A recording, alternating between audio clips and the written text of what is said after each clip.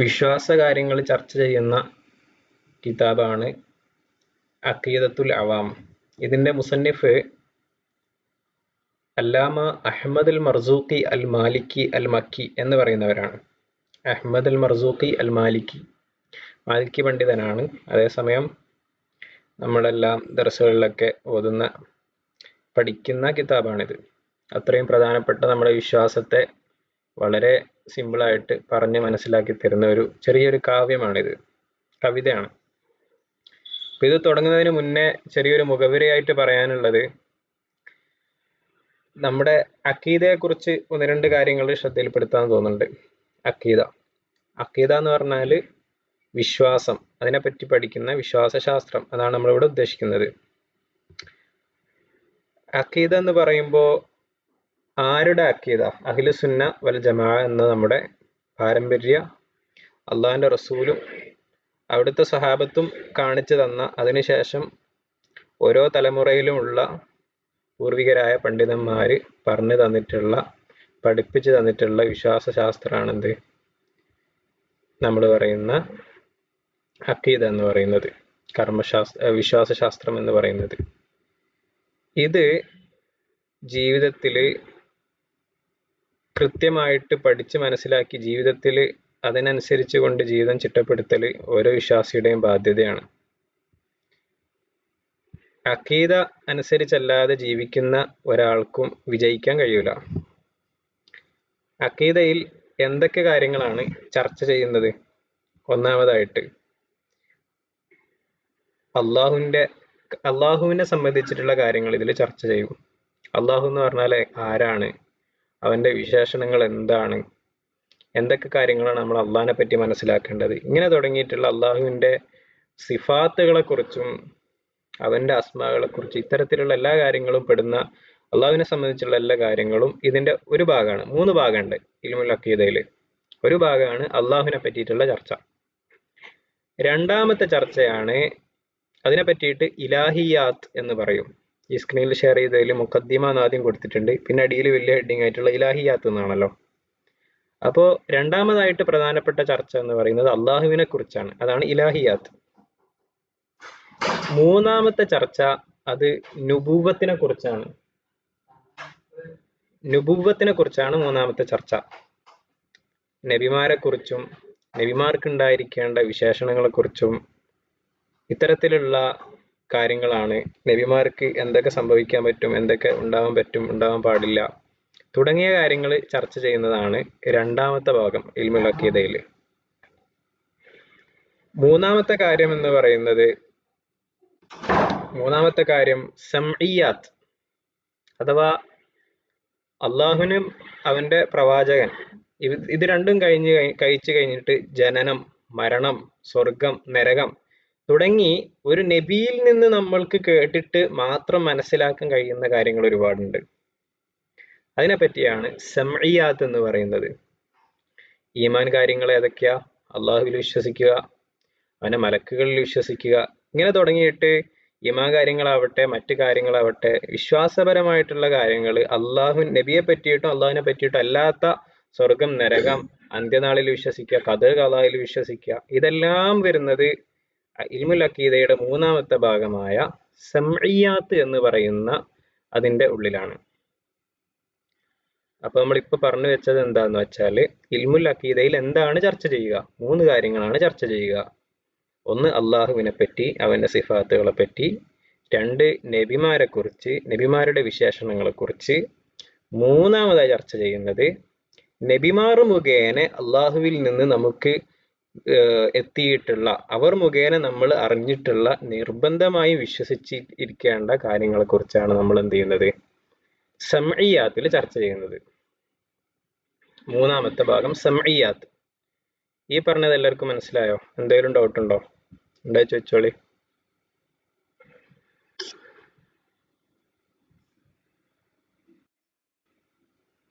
Okay, doubt ഇല്ലാന്ന് തോന്നുന്നുണ്ട്. ഇനി നമ്മൾ പറയാൻ പോകുന്നത് ഈ കിതാബ് ആരാണ് രചിച്ചത് എന്നുള്ളതാണ്. നമ്മൾ ഇമാമിന്റെ പേര് പറഞ്ഞു അല്ലേ, അഹ്മദ് അൽ മർസൂഖി അൽ മാലിക്കി അൽ മക്കി. അവര് ഒരുപാട് കിതാബുകൾ രചിച്ച മഹാപണ്ഡിതനാണ്. മർസൂഖി എന്നാണ് അറിയപ്പെട്ടത്. വലിയ സൂഫി പണ്ഡിതൻ കൂടിയായിരുന്നു. 1205 അവർ ജനിച്ചത്. അദ്ദേഹം കണ്ണ് കാണാത്ത വ്യക്തിയായിരുന്നു, കാഴ്ചയില്ലാതിരുന്നു. എന്നിട്ട് അദ്ദേഹം പഠിച്ച് വലിയ പണ്ഡിതനായി. മക്കയിലെ ഹറമിലെ മുദരിസായി, അവിടെയുള്ള മാലിക്കുകളുടെ മുഫ്തിയായി, വലിയ സാഹിദും വലിയ മുത്തക്കിയായിട്ട് ഇസ്ലാമിക ലോകത്തെന്ന് അറിയപ്പെട്ട മഹാപണ്ഡിതനായിരുന്നു ഈ ഗ്രന്ഥത്തിന്റെ മുസന്നിഫായ അഹ്മദ് മർസൂഖി അൽ മക്കി എന്ന് പറയുന്ന പണ്ഡിതൻ. പിന്നെ അദ്ദേഹത്തിന് ഒരുപാട് വളരെ പ്രസിദ്ധരായ ശിഷ്യന്മാരുണ്ട്. അതിൽ പ്രധാനിയാണ് അഹമ്മദ് സൈനി ദഹ്ലാൻ എന്നവര്.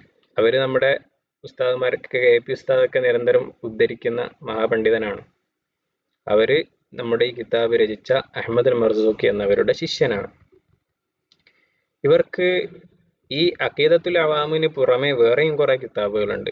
അതിൽപ്പെട്ടതാണ് തഹ്സീലു നൈലിൽ മറാം. അത് ഈ കിതാബിന് അവര് തന്നെ രചിച്ചിട്ടുള്ള ഷർഹാണ്. പിന്നെ ബുലൂഗുൽ മറാം ലി ബയാനി അൽഫാദി മൗലിദി സയ്യിദിൽ അനാം, ഇങ്ങനെ തുടങ്ങി ഒരുപാട് കിതാബുകൾ അവർ എഴുതിയിട്ടുണ്ട്. ഇൽമുൽ ഫലക്കിലും ഇസ്മത്തുൽ അംബിയ, അങ്ങനെ തുടങ്ങി അനേകം കിതാബുകൾ അവർ രചിച്ചിട്ടുണ്ട്. ഇനി നമ്മൾ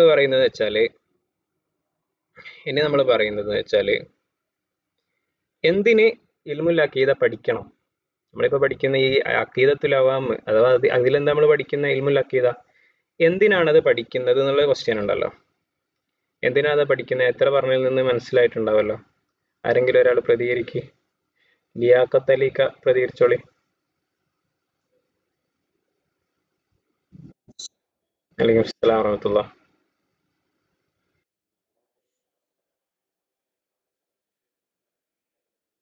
അതെ അതെ അതെ അതെ അതെ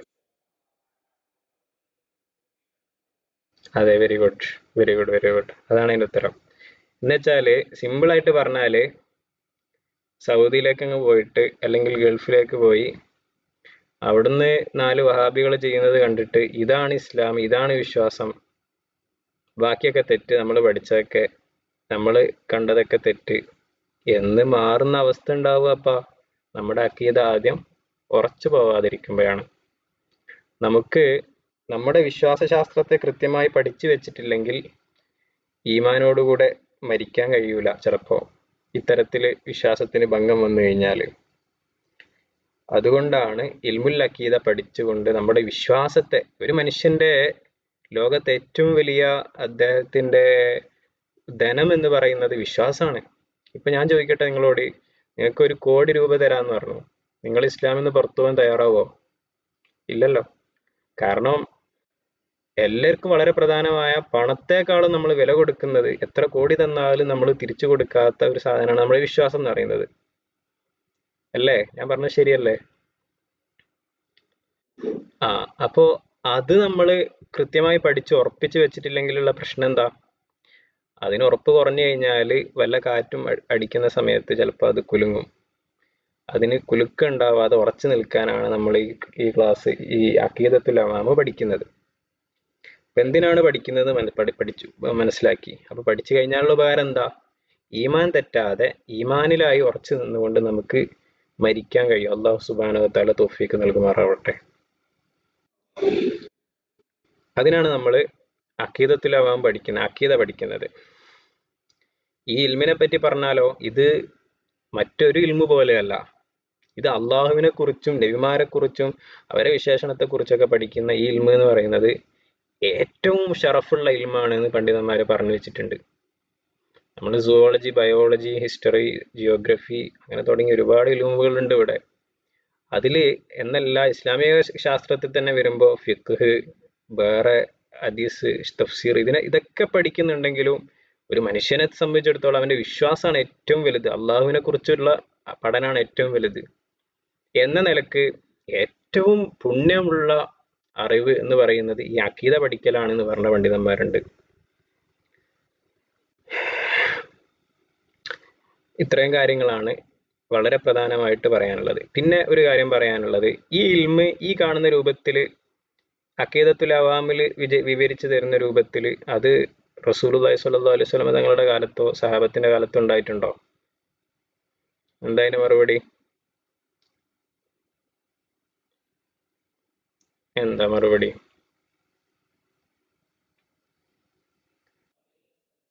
അത് അക്കാലത്ത് അവർക്ക് റസൂലുള്ളാഹി സ്വല്ലല്ലാഹു അലൈഹി വസല്ലം തങ്ങൾ സാഹചര്യത്തിനനുസരിച്ച് ഇങ്ങനെ പറഞ്ഞു കൊടുക്കും. അതിൽ നിന്ന് അവർ കൃത്യമായി മനസ്സിലാക്കി വെച്ചിട്ടുണ്ടായിരുന്നു. എന്നാൽ പിൽക്കാലത്തുള്ള ആളുകൾക്ക് ഇത് കൃത്യമായി ഒരു ക്രോഡീകരിച്ചിട്ട് പറഞ്ഞു കൊടുത്തിട്ടില്ലെങ്കിൽ അവർക്ക് മനസ്സിലാവില്ല. ഏതുപോലെ ഫത്ഹുൽ മുഈനും തുഹ്ഫത്തുൽ മുഹ്താജും ഇതൊക്കെ പഠിച്ചിട്ടാണോ സ്വഹാബത്ത് ദീൻ മനസ്സിലാക്കിയത്? അല്ല. റസൂലുള്ളാഹി സ്വല്ലല്ലാഹു അലൈഹി വസല്ലം തങ്ങളുടെ ജീവിതം കണ്ടുകൊണ്ട് അതുപോലെ ജീവിതത്തിൽ പകർത്തി സ്വല്ലു കമാ റഅയ്തുമൂനി ഉസല്ലി, നിങ്ങൾ ഞാൻ എങ്ങനെയാണോ നിസ്കരിക്കുന്നത് അതുപോലെ നിസ്കരിക്കൂ മക്കളെ എന്ന് റസൂലുള്ളാഹി സ്വല്ലല്ലാഹു അലൈഹി വസല്ലം തങ്ങൾ പറഞ്ഞു. അതേ രൂപത്തിൽ എല്ലാ പ്രവർത്തനങ്ങളും നബിയെ കണ്ടുകൊണ്ട് ഡയറക്റ്റ് ആയിട്ട് കണ്ട് നേരെ പഠിച്ചത്, ഒരു കിതാബ് നോക്കി പഠിച്ചതല്ല. എന്നാൽ കാലങ്ങൾ കഴിഞ്ഞിങ്ങനെ വന്ന് അറബി അറിയാത്തവരുണ്ട്, എല്ലാ ടൈപ്പ് ആൾക്കാരുണ്ട്. പിന്നെ ഇതുപോലെ എന്താ പറയാ, പൂർണ്ണമായി പഠിച്ചു വെച്ച ഒരാളെങ്ങനെ കണ്ടുകൊണ്ട് ജീവിതത്തിൽ പകർത്താനുള്ള സാഹചര്യം ഇല്ലാതെ വരുന്ന സാഹചര്യം ഉണ്ടായി. അങ്ങനെ വരുമ്പോഴാണ് ഈ പറയുന്ന ഹദീസ് ആണെങ്കിലും തഫ്സീർ ആണെങ്കിലും ഫിഖ് ആണെങ്കിലും കർമ്മശാസ്ത്ര ആണെങ്കിലും നെഹ്വ് ആണെങ്കിലും ഈ പറഞ്ഞ സർവ്വ ഇൽമുകളും പിന്നീട് ക്രോഡീകരിക്കപ്പെട്ടതാണ്. അത് അതിന് മുന്നേ ഉണ്ടായിരുന്നവർക്ക് അറിയില്ല എന്നല്ല അതിന്റെ അർത്ഥം, അത് അവർക്ക് ഓൾറെഡി അറിയാം. അതിൽ നിന്ന് നമുക്ക് ഇത് ചുരുക്കി കൃത്യമായി മനസ്സിലാക്കാൻ വേണ്ടിയിട്ട് ആലിമീങ്ങള് വളരെ പ്രയാസപ്പെട്ടുകൊണ്ടെടുത്ത പണിയാണ് ഈ കാണുന്ന ഇതുപോലുള്ള കിതാബുകൾ. അതുകൊണ്ട് നമുക്ക് വളരെ സിമ്പിളായിട്ട് പഠിച്ച് മനസ്സിലാക്കാൻ കഴിയുന്നത്. അവർക്കൊക്കെ ഉള്ള അതിൽ ഏറ്റവും പ്രധാനിയാണ് ഈ ഇൽമുൽ അഖീദ ഈ രൂപത്തിൽ ചിട്ടപ്പെടുത്തുന്നതിൽ അതിന്റെ ഇമാമായിട്ട് അറിയപ്പെടുന്നത് അത് ഇമാം അബുൽ ഹസനിൽ അശ്അരി റഹ്മത്തുള്ളാഹി അലൈഹിയാണ്. ആരാണ്? അബുൽ ഹസൻ അൽ അശ്അരി റഹ്മത്തുള്ളാഹി അലൈഹി. അപ്പോ നമ്മുടെ കർമ്മശാസ്ത്രത്തിലുള്ള ഇമാമാണ് ആര്? ഇമാം ഷാഫി റഹ്മത്തുള്ളാഹി അലൈഹി. എന്നാല് നമ്മുടെ വിശ്വാസ ശാസ്ത്രം അതാ അഖീദയിലുള്ള നമ്മുടെ ഇമാമാരാന്ന് ചോദിച്ചാൽ എന്താ പറയണ്ടേ? അത് ഇമാം അശ്അരി റഹ്മത്തുള്ളാഹി അലൈഹിയാണ്. ആരാണ്? ഇമാം അശ്അരി റഹ്മത്തുള്ളാഹി അലൈഹി, അബുൽ ഹസൻ അൽ അശ്അരി. അവര് ഹിജറ 324 എന്നുള്ളൊരു അഭിപ്രായമുണ്ട്, 330 എന്നുള്ളൊരു അഭിപ്രായമുണ്ട്. ആ സമയത്ത് വഫാത്തായി പോയവരാണ്. എന്ന് വെച്ചാൽ ഷാഫി ഇമാമിന്റെയും ശേഷമാണ് അവർ വഫാത്താവുന്നത്. അതുപോലെ തന്നെ അവരുടെ അതേ കാലക്കാരനായ ഇമാം അബൂ മൻസൂർ അൽ മാതുരീദി റഹ്മത്തുള്ളാഹി അലൈഹി, അവരും ഈ പറഞ്ഞ രൂപത്തിൽ ഈ ഇൽമു ക്രോഡീകരിക്കുന്നതിൽ വളരെയേറെ എന്താ പറയാ ധർമ്മം ചെയ്ത ആളുകളാണ്. അതുകൊണ്ട് തന്നെ മാതുരീദി ഇമാമിന്റെ പേരിലും വളരെ ചെറിയ ചില എന്താ പറയാ വിശദീകരണത്തിലുള്ള ചില വ്യത്യാസങ്ങളൊക്കെ ആണുള്ളത്. അശ്അരി ഇമാമിൻ്റെതും മാതുരി ഇമാമിൻ്റെതും. മാതുരീദി ഇമാം മാതുരീദി. ഓക്കെ. പിന്നെ പ്രധാനപ്പെട്ട ഒരു കാര്യം മനസ്സിലാക്കേണ്ടത്, അശ്അരി ഇമാം ഷാഫിഈ മദ്ഹബുകാരനായിരുന്നു. അതുകൊണ്ട് അവരെ അഖീദ ഷാഫി മദ്ഹബിലുള്ള കർമ്മശാസ്ത്രത്തിലുള്ള ഷാഫി മദ്ഹബിനോട് യോജിച്ച് വരുന്നതാണ് കൂടുതലും. മാതുരീദി ഇമാം ഹനഫി ആയിരുന്നു. അതുകൊണ്ട് ഹനഫി മദ്ഹബിനോട് യോജിച്ചുകൊണ്ടാണ് അവരുടെ വിശദീകരണങ്ങൾ വരുന്നത്. യഥാർത്ഥത്തിൽ രണ്ടു മദ്ഹബ് തമ്മിലും കൂടുതൽ പറയത്തക്ക വ്യത്യാസങ്ങൾ ഒന്നുമില്ല. നമ്മളിപ്പോ എന്താ പറയാ, ഹനഫി മദ്ഹബിൽ വിത്ർ വാജിബാണ്, നമ്മുടെ മദ്ഹബിൽ വിത്ർ സുന്നത്തേ ഉള്ളൂ. നമ്മുടെ മദ്ഹബിൽ കുനൂത്ത് സുന്നത്താണ്, ഹനഫി മദ്ഹബിൽ സുന്നത്തില്ല. ഇതൊക്കെ പോലെയുള്ള വളരെ പ്രകടമായ വ്യത്യാസങ്ങളൊന്നും അഖീദയിൽ ഈ രണ്ട് മദ്ഹബിന്റെ ഇടയിലുണ്ട് നമ്മൾ മനസ്സിലാക്കരുത്. വളരെ ചെറിയ ചില മൈന്യൂട്ടായ വിഷയങ്ങളിലെ ചെറിയ ഖിലാഫുകളുള്ളൂ. ബാക്കിയെല്ലാം കാര്യങ്ങൾ ഒരുപോലെയാണ് എല്ലാവരും പറയുന്നത്. പിന്നെ വളരെ അവസാനമായിട്ട് ഒരു കാര്യം കൂടി പറയാണ്, മനസ്സിലാക്കേണ്ട ഒരു കാര്യം. ആദം നബി അലൈഹി സ്വലാത്തു വസ്സലാം മുതൽ ആദരവായ റസൂലുള്ളാഹി സ്വല്ലല്ലാഹു അലൈഹി വസല്ലം തങ്ങൾ മുതൽ വരെയുള്ള മുഴുവൻ പണ്ഡിതന്മാരും മുഴുവൻ നബിമാരും മുർസലീങ്ങളും അംബിയ മുർസലീങ്ങൾ അവർ പഠിപ്പിച്ച ശരീഅത്ത് അഖീദ എന്ന് പറയുന്നത് നമ്മൾ ഈ പഠിക്കാൻ പോകുന്ന അഖീദയാണ്. അള്ളാഹുവിന്റെ സിഫാത്തുകൾ ഇതാണ് തന്നെയാണ് എല്ലാ നബിമാരും പഠിപ്പിച്ചത്. നബിമാരുടെ സിഫാത്ത് ഇതായിരിക്കണം എന്നാണ് എല്ലാ നബിമാരും പഠിപ്പിച്ചത്. ഇത് ഒരു നബിക്ക് ഇങ്ങനെ വേറെ നബിക്ക് ഇങ്ങനെ അങ്ങനെ വ്യത്യാസമില്ല. അതുകൊണ്ട് തന്നെ അതേ സമയത്ത് കർമ്മശാസ്ത്രം, നിസ്കാരം, മൂസാ നബി അലൈഹി സ്വലാമിന്റെ കാലത്ത് അവർക്ക് 2 വക്തായിരുന്നു നിസ്കാരം. അങ്ങനെ നിസ്കാരങ്ങൾ പലർക്കും വ്യത്യാസമുണ്ട്. അപ്പോ ആരാധനാ കാര്യങ്ങളിലും കർമ്മശാസ്ത്രത്തിലും പല ഓരോ നബിമാർക്കും ഓരോ നിയമങ്ങളായിരുന്നു, വ്യത്യസ്തമായ നിയമങ്ങളായിരുന്നു. അതിന് അള്ളാഹുവിന്റെ എന്തെങ്കിലും രഹസ്യങ്ങൾ ഉണ്ടാവും, അവൻ ഉദ്ദേശിച്ച കാര്യങ്ങൾ ഓരോ കാലത്തിന് യോജിച്ചിട്ടുള്ള ശരീഅത്തായിരിക്കും അള്ളാഹു കൊടുത്തിട്ടുണ്ടാവുക. അതേസമയം അള്ളാഹുവിനെ പറ്റിയും നബിമാരെ പറ്റിയൊക്കെയുള്ള വിശ്വാസ കാര്യങ്ങളില് അതില് ഒരു നബിക്ക് വിപരീതമായിട്ട് മറ്റൊരു നബിയും പഠിപ്പിച്ചിട്ടില്ല. ഇത് ഒരൊറ്റ വിശ്വാസമാണ്. നിങ്ങൾക്ക് മനസ്സിലായോ? ഫിഖ്ഹും അഖീദയും തമ്മിലുള്ള പ്രധാനപ്പെട്ട വ്യത്യാസം മനസ്സിലായില്ലേ? ഇനി നമ്മൾ ചർച്ച ചെയ്യുന്നത് കിതാബിലേക്ക് നേരെ കടക്കുകയാണ്. നമ്മൾ കൂടുതൽ മുഖദ്ദിമകൾ പറയുന്നില്ല. ഒരുപാട് കാര്യങ്ങൾ നമ്മളിപ്പോൾ പറഞ്ഞു, വളരെ പ്രധാനപ്പെട്ടതാണ് എല്ലാം. അത് കൃത്യമായിട്ട് തന്നെ മനസ്സിലാക്കണം. എന്തെങ്കിലും സംശയം ഉണ്ടെങ്കിൽ നമ്മളിനി പറയാൻ പോകുന്ന കാര്യങ്ങളിൽ ഇതുവരെ പറഞ്ഞതിലും ഇനി എന്ത് സംശയം ഉണ്ടെങ്കിലും നിങ്ങൾ ചോദിക്കുക. റസൂലുള്ളാഹി സ്വല്ലല്ലാഹു അലൈഹി വസല്ലം തങ്ങള് പിന്നെ ബനു നജ്ജാറുകാരിലുള്ള സ്ത്രീകളെ പറ്റി പറഞ്ഞത് അവര് ഭയങ്കര ഉഷാറാണ്. എന്ത് ചെറിയ ഡൗട്ട് ഉണ്ടെങ്കിൽ ചോദിച്ച് പഠിക്കും. അപ്പോള് അറിവിന്റെ താക്കോല് ഇമാം ഗസാലി റഹ്മത്തുള്ളാഹി അലൈഹി പറഞ്ഞത്, അറിവിന്റെ താക്കോല് എന്ന് പറയുന്നത് ചോദ്യമാണ്. എനിക്ക് ഡൗട്ട് ഉണ്ടായിട്ട് ഞാൻ ചോദിച്ചില്ല എന്നുള്ള പ്രശ്നം എന്താ? എനിക്ക് ആ അറിവ് നഷ്ടപ്പെടും. അപ്പോ എന്ത് ഡൗട്ട് ഉണ്ടെങ്കിലും അത് ചോദിച്ച് ചർച്ച ചെയ്ത് മനസ്സിലാക്കി മുന്നോട്ട് പോകണം. അല്ലാഹു തആല തൗഫീഖ് നൽകുമാറാവട്ടെ.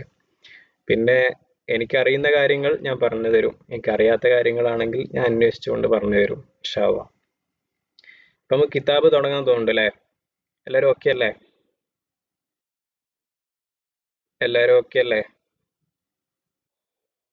ഓക്കെ. ബിസ്മില്ലാഹി. ആ, ബഷീർ നിങ്ങള് മ്യൂട്ട് ആയിക്കോളെ ഇൻഷാ അല്ലാഹ്.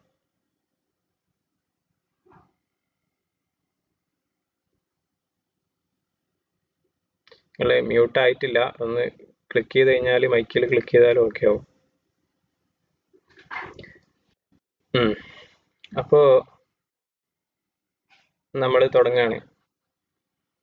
ബിസ്മില്ലാഹിർ റഹ്മാനിർ റഹീം. അബ്ദഉ ബിസ്മില്ലാഹി വറഹ്മാനി വബിർറഹീമി ദാഇമിൽ ഇഹ്സാനി. ഈ വീഡിയോ ഓണാക്കാൻ സാഹചര്യമുള്ള ആളുകളൊക്കെ ഓണാക്കിക്കോളി കേട്ടോ. വോയിസ് ആണ് നമ്മളിപ്പോ ലോക്ക് ചെയ്യാൻ പറഞ്ഞിട്ടുള്ളൂ. അബ്ദഉ ബിസ്മില്ലാഹി വറഹ്മാനി. നമ്മൾ കിതാബ് തുടങ്ങുകയാണ്. അബ്ദഉ എന്ന് പറഞ്ഞാൽ ഞാൻ തുടങ്ങുന്നു, ബിസ്മില്ലാഹി അള്ളാഹുവിന്റെ നാമത്തിൽ തുടങ്ങുന്നു, വറഹ്മാനി വബിർറഹീമി, വറഹ്മാനി റഹ്മാനുമായ അള്ളാഹുവിന്റെ നാമത്തിൽ തുടങ്ങുന്നു, വബിർറഹീമി റഹ്മാനും റഹീമുമായ, അഥവാ വിശുദ്ധ ഖുർആന്റെ തുടക്കത്തിൽ നമ്മൾ പഠിച്ചല്ലോ ബിസ്മില്ലാഹിർ റഹ്മാനിർ റഹീം. ആ റഹ്മാനും റഹീമുമായ അള്ളാഹുവിന്റെ നാമം കൊണ്ട് തുടങ്ങുന്നു. എന്താണ് റഹ്മാനും റഹീമും? റഹ്മാനും റഹീമും ഇതിനു മുന്നേ ആരെയും പഠിച്ചിനോ? റഹ്മാനും റഹീമും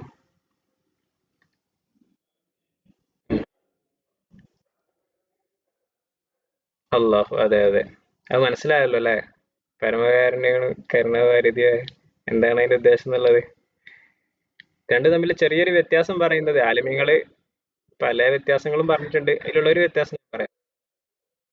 അതാണ് ഒരർത്ഥം അതാണ്. ദുനിയാവില് റഹ്മാൻ എന്ന് പറയുമ്പോ ദുനിയാവിൽ വഴിപ്പെട്ടവർക്കും വഴിപ്പെടാത്ത ആളുകൾക്കും എല്ലാവർക്കും ഗുണം ചെയ്യും. റഹീം എന്ന് പറഞ്ഞാല് ആഖിറത്തിൽ വഴിപ്പെട്ടവർക്ക് മാത്രം ഗുണം ചെയ്യുന്നവൻ അല്ലേ? ഗുണം ചെയ്യുന്നവൻ. വെരി ഗുഡ്, മാഷാ അല്ലാഹ്. അള്ളാഹ് ബർക്കത്ത് ചെയ്യട്ടെ. അപ്പോ അതാണ് ഒരർത്ഥം.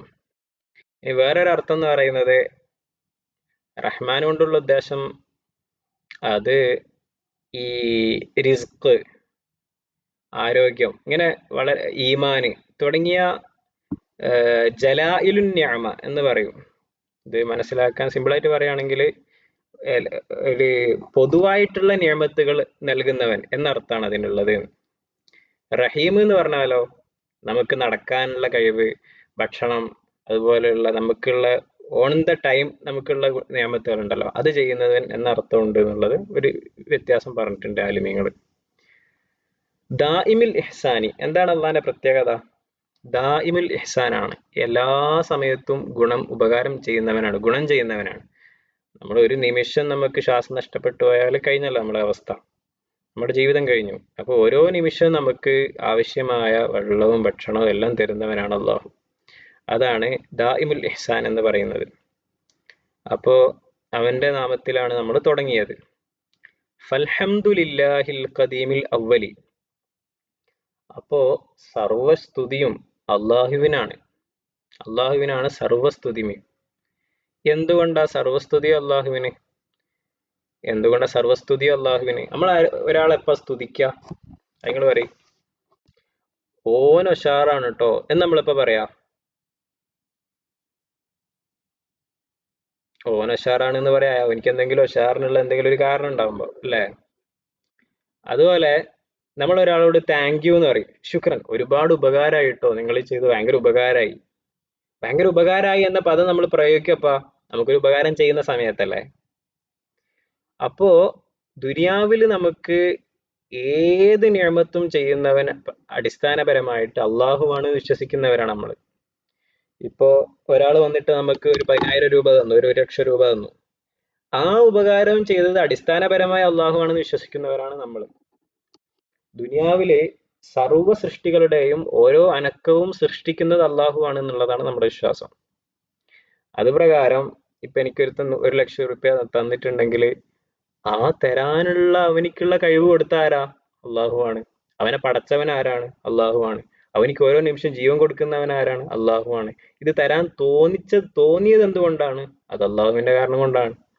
ഇങ്ങനെ തുടങ്ങി മനുഷ്യ ജീവിതത്തിന്റെ എല്ലാ ഘട്ടങ്ങളിലും അള്ളാഹുവിനെ കൊണ്ടല്ലാതെ ഒരു അനുഗ്രഹം ഒരാൾക്കും കിട്ടുന്നില്ല എന്ന് വരുമ്പോ ഏറ്റവും കൂടുതൽ താങ്ക് യു പറയാൻ, ഹംദ് ചെയ്യാൻ, അതിന് ഹംദ് എന്ന് പറഞ്ഞാൽ അൽഹംദുലില്ലാ എന്ന് പറഞ്ഞാല് അതിന് ഏറ്റവും ഒരു സിമ്പിൾ ആയിട്ടുള്ള മാനയാണ് താങ്ക് യു എന്നുള്ളത്. ആ ഒരു ഹംദ് പറയാന് ഏറ്റവും കടപ്പെട്ടിരിക്കുന്നവൻ ആരാണ്? അത് അള്ളാഹു ആണ്. നിങ്ങൾക്ക് മനസ്സിലായില്ലേ? അൽ ഖദീമിൽ അവ്വലി. അൽ ഖദീം, അള്ളാഹു ഖദീമായവനാണ്, പണ്ടേ ഉള്ളവനാണ്. പണ്ടേ ഉള്ളവൻ എന്ന് പറഞ്ഞാൽ പണ്ടെപ്പോ ഒരിക്കൽ തുടങ്ങിയവൻ എന്നല്ല, പണ്ടേ ഉള്ളവനാണ്, തുടക്കമില്ലാത്തവനാണ്. അതാണ് അൽ അവ്വലി. തുടക്കമില്ലാത്ത ഒരു അസ്തിത്വമാണ് അള്ളാഹു എന്ന് പറയുന്നത്. അതെന്തുകൊണ്ടാ? തുടക്കമില്ലാത്ത, ഇതിലാരെങ്കിലും യുക്തിവാദത്തെ കുറിച്ചൊക്കെ പഠിച്ച ആരുണ്ടോ? അതിനെപ്പറ്റി അവരെ ക്ലാസ് എന്തെങ്കിലും കേട്ട, അല്ലെങ്കിൽ അങ്ങനെ എന്തെങ്കിലും ഒക്കെ ഇടപെടുകയോ സംസാരിക്കുകയോ കേൾക്കുകയോ ചർച്ച ചെയ്യുകയോ ഒക്കെ ചെയ്ത ആരെങ്കിലും ഉണ്ടോ?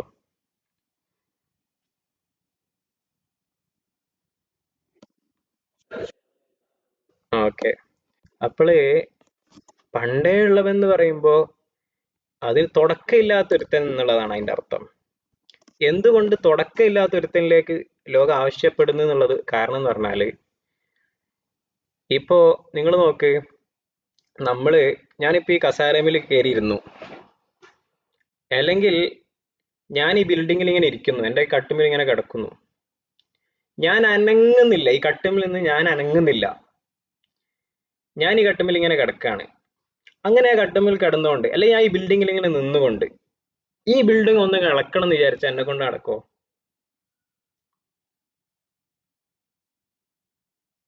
ഈ ബിൽഡിങ് അനങ്ങണം എന്ന് വിചാരിച്ചാൽ എന്നെ കൊണ്ട് നടക്കോ? ഞാൻ ബിൽഡിങ്ങിനുള്ളിലാണ് നിൽക്കുന്നത്.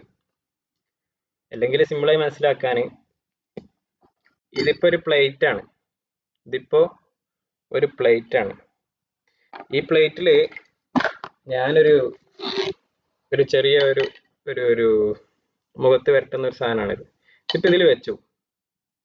ഇതിൽ വെച്ച് കിടക്കുന്ന ഈ ഒരു സാധനത്തിന് ഈ പ്ലേറ്റിന്റെ പുറത്തു നിന്നൊരു ശക്തി വന്നാലല്ലാതെ ഇതിന് അനങ്ങാൻ കഴിയുമോ? ഇല്ല എന്നാണ് ന്യൂട്ടൺ പറഞ്ഞത്. ന്യൂട്ടന്റെ തിയറി സയൻസ് മൊത്തം അംഗീകരിച്ച കാര്യമാണ്. അപ്പൊ അങ്ങനെ കിടക്കുമ്പോ ഈ പുറത്ത് നിന്ന് തട്ടുന്ന ഒരു സാധനം, അതിനങ്ങനെ തട്ടാൻ കഴിയുകയാണെങ്കിൽ അതിന് വേറൊരു സാധനം വേണം എന്ന് തുടങ്ങി ഓരോന്ന് ബേക്കിലേക്ക് പോവാണ്.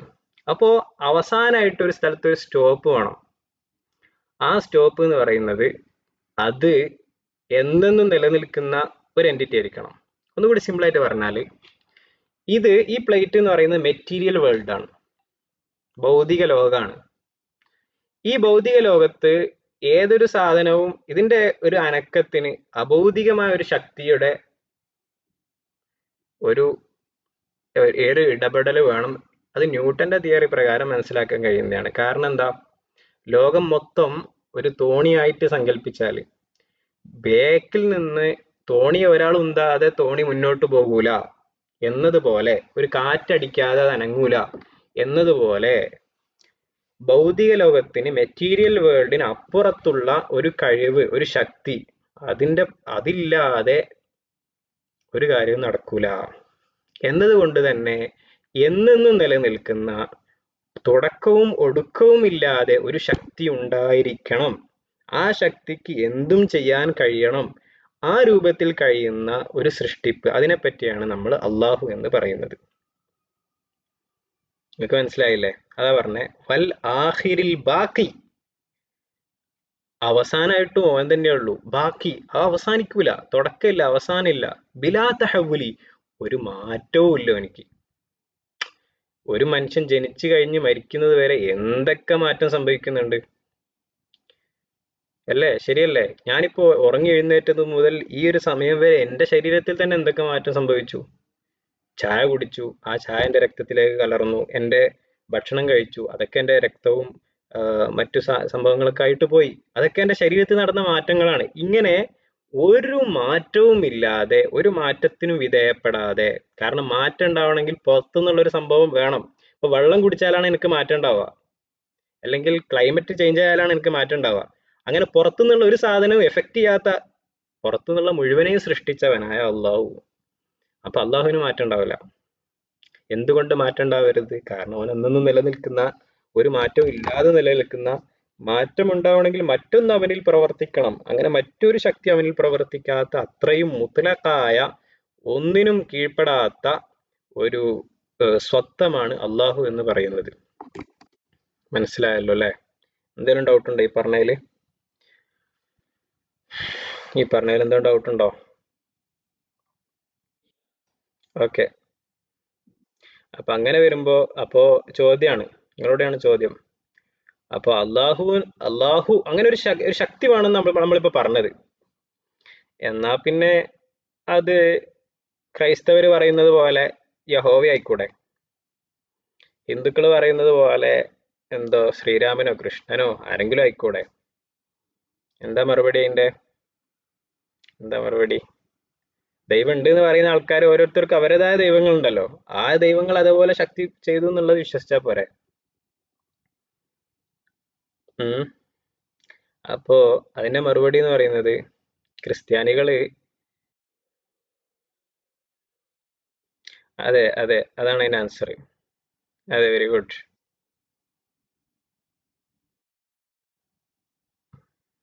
ഹിന്ദുക്കളെ സംബന്ധിച്ചിടത്തോളം അവരെ ശ്രീരാമനായാലും ആരാണെങ്കിൽ തന്നെയും അവരൊക്കെ ഒരു പ്രത്യേക കാലത്ത് ജീവിതം തുടങ്ങുകയും ഒരു പ്രത്യേക കാലത്ത് ജീവിതം അവസാനിക്കുകയും ചെയ്ത ആളാണ്. യേശുക്രിസ്തു, ക്രിസ്ത്യാനികൾ പറയുന്ന യേശുക്രിസ്തു എന്ന് പറയുന്ന വ്യക്തി, അദ്ദേഹം ഒരു പ്രത്യേക കാലത്ത് ജീവിതം തുടങ്ങി, പ്രത്യേക കാലത്ത് എന്താ പറയാ, ജീവിതം അവസാനിച്ചു എന്നാണ് അവര് പറയുന്നത്. അങ്ങനെയുള്ള ഒരാൾക്ക്, മാറ്റങ്ങൾക്ക് വിധേയമാകുന്ന ഒരു ശക്തിക്ക്, മാറ്റങ്ങൾക്ക് വിധേയപ്പെടുന്ന ഒരാൾക്ക് മാറ്റം ഉണ്ടാവണമെങ്കിൽ ബാഹ്യമായ ഒരു ശക്തി അതിൻ്റെ ഉള്ളിൽ പ്രവർത്തിക്കണം.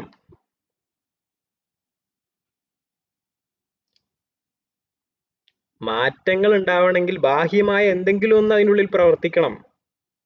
അങ്ങനെ മാറ്റങ്ങൾ ഉണ്ട് എന്ന് 100% ഉറപ്പാണ് ഈ പറയപ്പെട്ട എല്ലാ ആളുകൾക്കും. അങ്ങനെ മാറ്റങ്ങൾക്ക് വിധേയപ്പെടുന്ന ഒരു സ്വത്വവും അള്ളാഹു ആവാൻ പാടില്ല. കാരണം ആ മാറ്റങ്ങൾ ഉണ്ടാക്കിയ ആരാണെന്നുള്ള ക്വസ്റ്റ്യൻ വരും അവിടെ. ആ മാറ്റം ഉണ്ടാക്കുന്ന ആളിലേക്ക് ഈ പറയുന്ന ദൈവം എന്ന് പറയപ്പെടുന്ന ആള് ആവശ്യമുണ്ട് എന്ന് വരും. ഇനി വളരെ സിമ്പിൾ ആയിട്ട് മനസ്സിലാക്കാൻ, ഇപ്പോ യേശു ആണെങ്കിലും അതുപോലെ തന്നെ ആരാണെങ്കിലും, ഈ മനുഷ്യ ദൈവങ്ങളെ പറ്റിയിട്ട് ഞാൻ പറയുന്നത് കേട്ടോ, മനുഷ്യരൂപങ്ങളോ അല്ലെങ്കിൽ കല്ലോ എന്തോ ആവട്ടെ, ഇങ്ങനെയുള്ള ഈ ദൈവങ്ങൾക്കൊക്കെ ഉള്ള ഒരു പരിമിതി എന്ന് പറയുന്നത്, അത് നിൽക്കാൻ ഒരു സ്ഥലം ആവശ്യമാണ്, അല്ലേ? ഒരു സ്പേസ് ആവശ്യമാണ്. ഇപ്പൊ ഞാൻ ഈ നിൽക്കുന്ന സ്ഥലത്ത് ഇവിടെ എന്റെ രൂപത്തിലുള്ള ഒരു സ്പേസ് ഇവിടെ എനിക്ക് ആവശ്യമാണ്. എന്നാലും ഇവിടെ എനിക്ക് നിൽക്കാൻ കഴിയൂ. എനിക്ക് ശ്വാസം വലിക്കണം, ശ്വാസം വേണം. ഈ പറഞ്ഞ ഇത്തരത്തിലുള്ള ഒരുപാട് കാര്യങ്ങളിൽ മനുഷ്യൻ മുഫ്തഖിറാണ് എന്നാ പറയാ നമ്മുടെ ആലിമീങ്ങള്. മുഫ്തഖിറാണ് എന്ന് പറഞ്ഞാൽ ആവശ്യക്കാരനാണ്. എനിക്ക് വെള്ളം വേണം, വായു വേണം, എനിക്ക് നിൽക്കാൻ സ്ഥലം വേണം, സ്പേസ് വേണം, അങ്ങനെ തുടങ്ങി പലതിലേക്കും ആവശ്യമാകുന്ന ഒരാള്, അതൊക്കെ പടച്ചു വെച്ച അപ്പൊ അങ്ങനെ ആവശ്യപ്പെടുന്ന ഒരാള് അത് പിന്നെ എങ്ങനെയാണ് ദൈവമാവുക? കാരണം ആ സംഗതി അദ്ദേഹം വരുന്നതിന് മുന്നേ ഉണ്ടാവണല്ലോ. അപ്പോ എന്നാലല്ലേ അദ്ദേഹത്തിന് നിൽക്കാൻ കഴിയുള്ളൂ. ഒരു ഉദാഹരണം പറയുകയാണെങ്കിൽ, ഒരു സ്പേസിലല്ലാതെ ഒരു കുട്ടിക്ക് ജനിച്ചു വീഴാൻ കഴിയുമോ? ഒരു സ്പേസിലല്ലാതെ, ഒരു സ്ഥലത്തിലല്ലാതെ ഒരാൾക്ക് ജനിച്ചു വീഴാൻ കഴിയുമോ? ഇല്ലല്ലോ. അപ്പൊ ജനിച്ചു വീഴുന്ന സമയം മുതൽ, വീഴുന്ന ആ ഒരു സമയം മുതൽക്ക് തന്നെ എന്ന് വേണ്ട, ഗർഭപാത്രത്തിലാണെങ്കിലും ഗർഭപാത്രത്തിൽ ഒരു സ്പേസ് ആവശ്യമല്ലേ? ആ ഗർഭപാത്രത്തിലേക്ക് അയാൾ ആവശ്യപ്പെടുകയല്ലേ? ആ ഗർഭപാത്രത്തിന്റെ സഹായം ആവശ്യമാവുമല്ലേ? അത് പ്രസവിക്കുന്ന ഉമ്മയിലേക്ക് ആവശ്യമാവല്ലേ? ഇങ്ങനെ ആവശ്യമുള്ള ഒരാളെങ്ങനെയാണ് ദൈവമാവുക എന്നതാണ് നമ്മുടെ ക്വസ്റ്റ്യൻ. ദൈവം എന്ന് പറഞ്ഞാൽ എന്താ? എല്ലാ ആവശ്യങ്ങളുടെയും അവസാനത്തെ പോയിന്റ് ആവണം. അവിടുന്നാണ് പിന്നെ എല്ലാം ഇങ്ങോട്ട് കൊടുക്കുന്നത്. ഈ രൂപത്തിൽ നോക്കുമ്പോൾ നമ്മുടെ പരിശുദ്ധ ദീനുൽ ഇസ്ലാം പറയുന്ന അതുപോലെയുള്ള ഒരു ദൈവസങ്കല്പം, ഒരു പടച്ചവനെ കുറിച്ചിട്ടുള്ള ബുദ്ധിപരമായിട്ട് മനസ്സിലാക്കാൻ കഴിയുന്ന ഒരു ദൈവസങ്കല്പം, അത് മറ്റൊരു മതത്തിലുമില്ല, ഒരു വിശ്വാസത്തിലുമില്ല. യുക്തിവാദമാവട്ടെ, ക്രിസ്ത്യാനിസം ആവട്ടെ, അല്ലെങ്കിൽ ബുദ്ധമതാവട്ടെ, ജൈനമതാവട്ടെ, ഹിന്ദുയിസം ആവട്ടെ, നമ്മൾ അവരൊക്കെ ബഹുമാനിക്കുന്നു, അവരോട് നമ്മൾ നല്ല രൂപത്തിൽ വർത്തിക്കുന്നു. അള്ളാഹ് പറഞ്ഞെന്താ? എല്ലാവരോടും നല്ല രൂപത്തിൽ വർത്തിക്കണം എന്നാണ് പരിശുദ്ധ ഇസ്ലാം. ജൂതനായ മനുഷ്യന്റെ ജനാസ പോകുന്ന സമയത്ത് റസൂൽ എഴുന്നേറ്റ് നിന്നല്ലോ. ആ ജൂതന്റെ വിശ്വാസം ശരിയായത് കൊണ്ടല്ലല്ലോ, അത് ബഹുമാനിക്കും. അതേ സമയത്ത് നമ്മുടെ വിശ്വാസം എന്ന് പറയുന്നത് അതിൽ നമ്മൾ അഭിമാനം കൊള്ളുന്നവരാവണം എന്നാണ് നമ്മൾ പറഞ്ഞതിന്റെ ചുരുക്കം.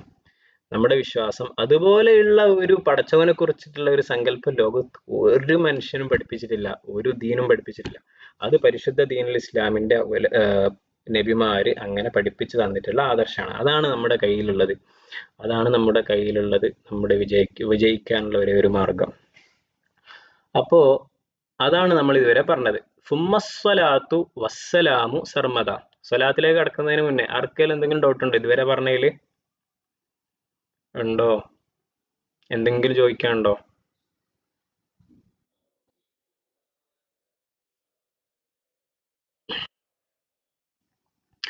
ജൂതന്മാരുടെ വിശ്വാസം ഏകദൈവ വിശ്വാസമാണെന്ന് പറയാറുണ്ടോ?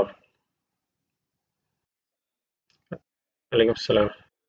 ഓ ആയിക്കോട്ടെ, ഇൻഷാ അല്ലാ. അലൈക്കും സലാം. ഓ ആയിക്കോട്ടെ, ഇൻഷാ അല്ലാ. അപ്പോള് ജൂതന്മാരുടെ വിശ്വാസം ഏകദൈവ വിശ്വാസമാണല്ലോ എന്ന് പറയാറുണ്ടല്ലോ. ഞാൻ വാദത്തിന് വേണ്ടി സമ്മതിക്കുകയാണ്. ഇൻ കേസ് ഓല് പറയുന്നത് നമ്മൾ പറയുമ്പോൾ തന്നെയുള്ള പടച്ചവനെ കുറിച്ചിട്ടുള്ള സങ്കല്പമാണെന്ന് കൂട്ട്, അങ്ങനെ സങ്കല്പിക്കുകയും. അങ്ങനെയാണെങ്കിൽ തന്നെ ആദരവായ റസൂലുള്ളാഹി സ്വല്ലല്ലാഹു അലൈഹി വസല്ലമ തങ്ങള് വന്നതിന് ശേഷം, വിശുദ്ധ ഖുർആന് ഏറ്റവും വലിയ മുഅ്ജിസത്തായി ഇറങ്ങിയതിന് ശേഷം അതിൽ പടച്ചവൻ എന്താണ് കൽപ്പിക്കുന്നത്?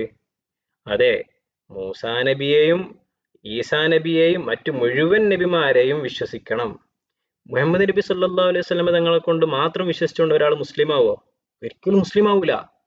ഈസാ നബിയിൽ വിശ്വസിച്ചിട്ടില്ലെങ്കിൽ, മൂസാ നബിയിൽ വിശ്വസിച്ചിട്ടില്ലെങ്കിൽ ഒരാൾ മുസ്ലിം ആവൂല.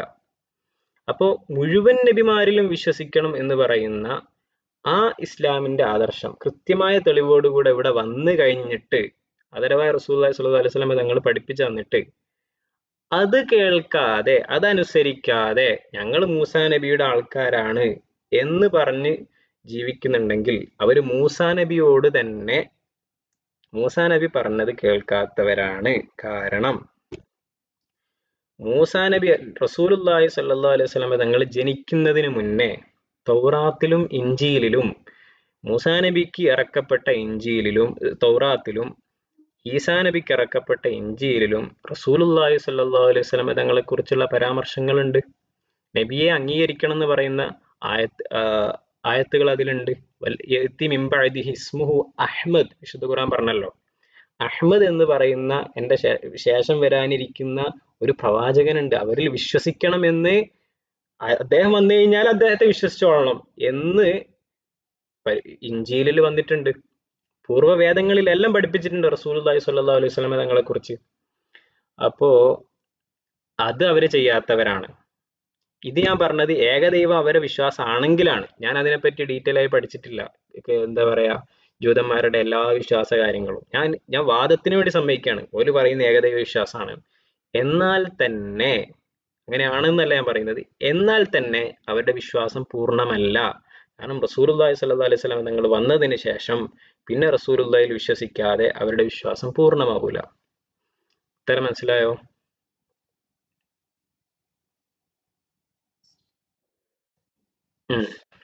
എന്നാ പോ. ഇനി നമ്മൾ പറയുന്നത് സുമ്മസ്വലാത്തു വസ്സലാമു സർമദൻ അലൻ നബി ഖൈരി മൻ ഖദ് വഹദ.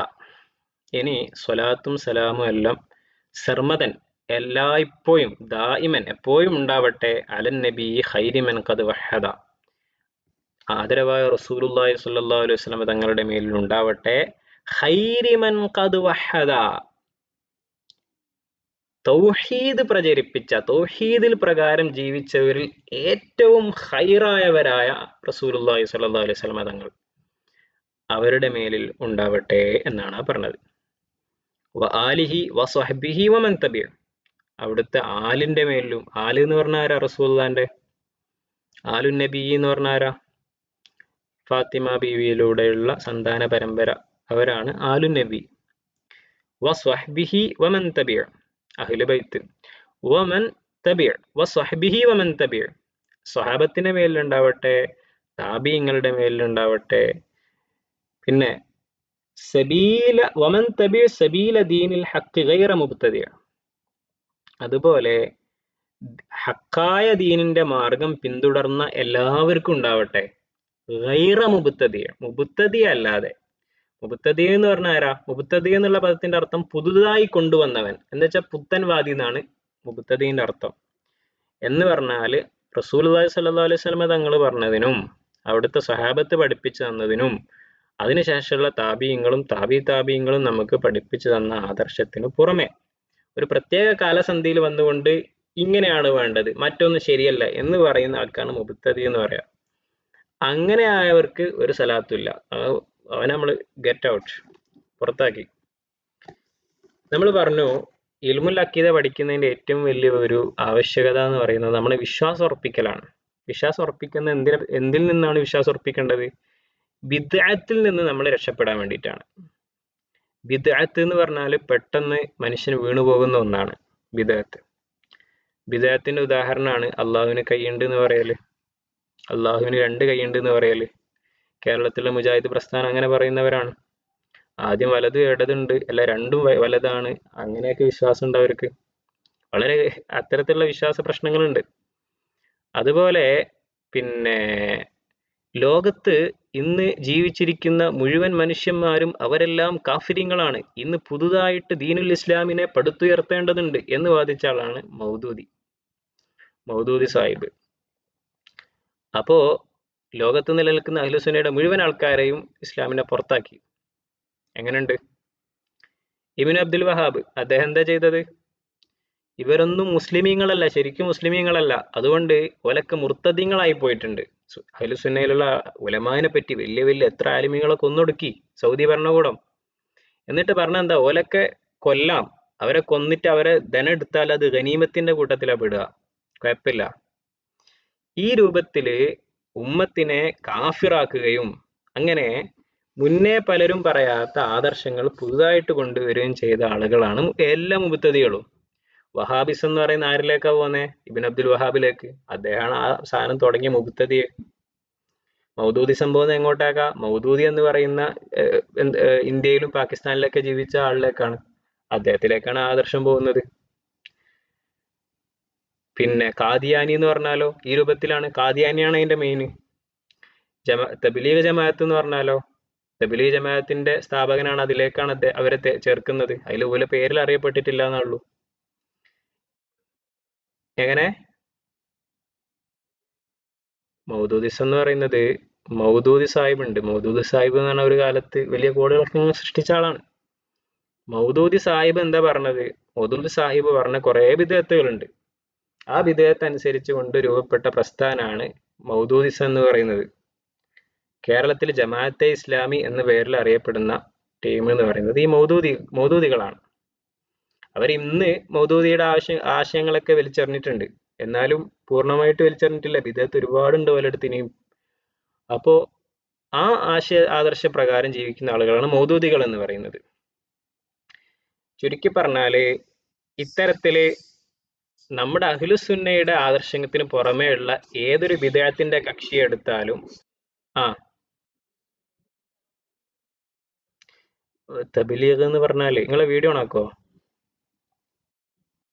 തബ്ലീഗ് എന്ന് പറയുന്നത്, തബ്ലീഗ് ജമാഅത്ത് എന്ന് പറയുന്നത് അത് നോർത്ത് ഇന്ത്യയിൽ തുടങ്ങിയ ഒരു പ്രസ്ഥാനമാണ്.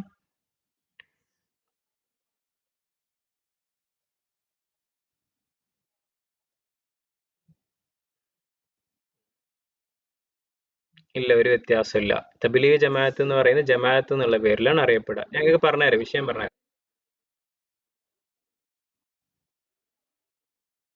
അതെ അതെ അതെ, ജമാഅത്താണ് തബ്ലീഗ് ജമാഅത്ത്.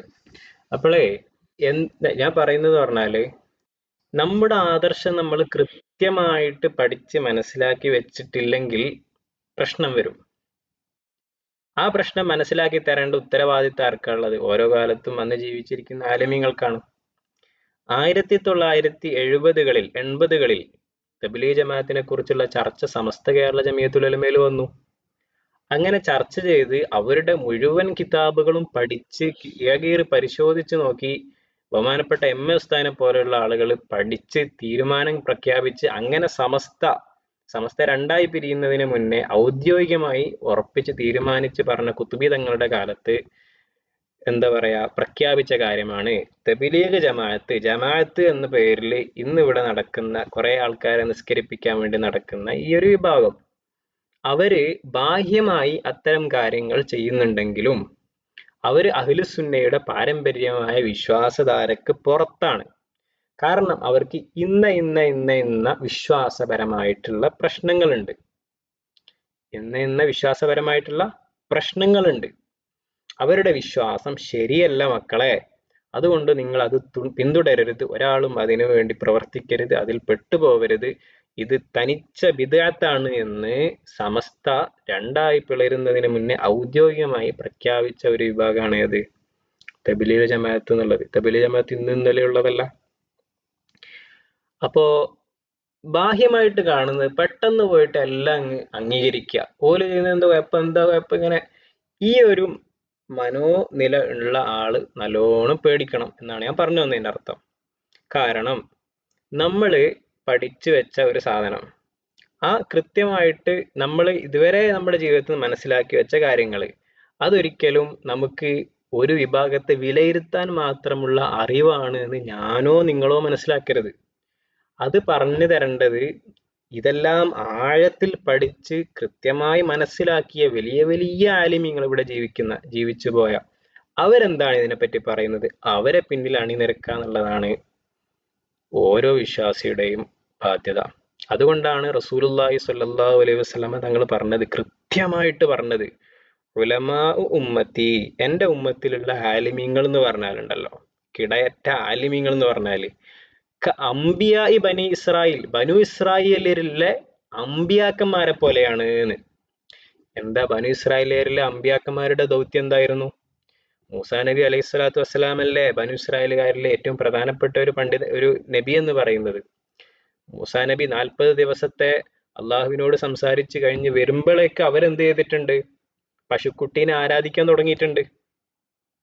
അത്രയും പെട്ടെന്ന് തന്നെ 40 ദിവസം കൊണ്ട് അവർ വഴിതെറ്റി പോയിട്ടുണ്ട്. പിന്നെ മൂസാ നബി വന്നിട്ട് നന്നാക്കുക ചെയ്യുന്നത്. ഈ പണിയെടുക്കല് വിശ്വാസപരമായിട്ട് ഇങ്ങനെ ഓരോ ദിവസം ഓരോ 40 ദിവസം ഓരോ സമയം കഴിയുമ്പോഴും ഓരോന്നിങ്ങനെ പുതിയ പുതിയ വിദ്യാർത്ഥികൾ ഇങ്ങനെ വന്നുകൊണ്ടിരിക്കും. അതിൽ നിന്നെല്ലാം ഇത് ശരിയാണ്, അതിലേക്ക് പോയിക്കോ, ഇത് തെറ്റാണ്, അത് പറ്റൂല എന്ന് പറഞ്ഞു തരുന്ന ഉത്തരവാദിത്തപ്പെട്ട ഉലമാ നമ്മുടെ നാട്ടിലുണ്ട്. അവർക്ക് പ്രസ്ഥാനമുണ്ട്. ആ പ്രസ്ഥാനങ്ങൾക്ക് അഹ്ലുസുന്നയുടെ ഏത് പ്രസ്ഥാനമാവട്ടെ അതിന് പിന്നിൽ അണിനിരന്നുകൊണ്ട് നമ്മുടെ വിശ്വാസം സംരക്ഷിക്കുക എന്നുള്ളതാണ് ഓരോ മനുഷ്യന്റെയും ആവശ്യകത. ഞാനും നിങ്ങൾ ഈ ഒരു അക്കീദത്തുൽ പഠിച്ചത് കൊണ്ട് മാത്രം നമുക്ക് പോയിട്ട് തബ്ലീഗ് ജമാഅത്തിനെ വിലയിരുത്താൻ മാത്രമുള്ള ഇൽമുണ്ട് എന്ന് ഇത് പഠിച്ചു കഴിഞ്ഞപ്പോൾ നിങ്ങൾ മനസ്സിലാക്കരുത്, ഞാനോ നിങ്ങളോ മനസ്സിലാക്കരുത് എന്നാണ് ഞാൻ പറഞ്ഞതിന്റെ ഒരു ചുരുക്കം. അതേസമയം നമ്മുടെ വിശ്വാസം, നമ്മുടെ കാര്യം, നമ്മുടെ സ്വന്തം കാര്യം നോക്കാനുള്ള കാര്യങ്ങളാണ് നമ്മൾ ഇതിൽ പഠിക്കുന്നത്, മറ്റൊരാൾ വിലയിരുത്താനുള്ളതല്ല. ആലിമീങ്ങൾ എന്താ പറഞ്ഞിരുന്നത് അതനുസരിച്ച് ജീവിതത്തിൽ പകർത്തിയാൽ മാത്രമേ നമുക്ക് വിജയിക്കാനുള്ള സാധ്യത ഉള്ളൂ. അല്ലാഹ് തൗഫീഖ് തരട്ടെ ഇൻഷാ അല്ലാഹ്. ഇനി എന്തെങ്കിലും ഡൗട്ട് ഉണ്ടോ? അസ്സലാമു അലൈക്കും വറഹ്മത്തുള്ളാഹി.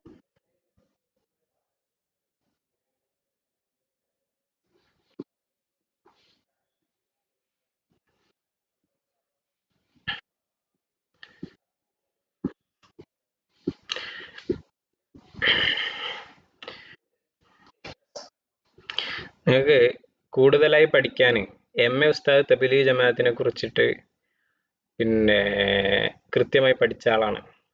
അവരുടെ ഉറുദുവിലുള്ള ഗ്രന്ഥങ്ങളൊക്കെ പരിശോധിച്ച ആളാണ്. നിങ്ങൾ യൂട്യൂബിൽ നോക്കുകയാണെങ്കിൽ പത്തപ്പിരിയം റഷീദ് സക്കാഫി ഉസ്താദിന്റെ നല്ല വീഡിയോ ഉണ്ട് തബ്ലീഗ് ജമാഅത്തിനെ കുറിച്ച് പറയുന്ന. അതുപോലെ പല നമ്മുടെ ഉസ്താദന്മാരുടെയും വീഡിയോസ് ഉണ്ട്. നിങ്ങൾക്ക് അതൊക്കെ കാണാവുന്നതാണ് ഡീറ്റെയിൽ ആയിട്ട് പഠിക്കാൻ.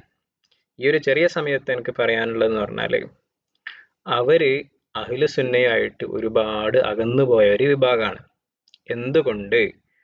തബ്ലീഗ് ജമാഅത്തിന്റെ അടിസ്ഥാനപരമായിട്ടുള്ള മുഴുവൻ ആശയങ്ങളും അത് വഹാബിസത്തോട് അങ്ങേയറ്റം കൂറു പുലർത്തുന്നതാണ്.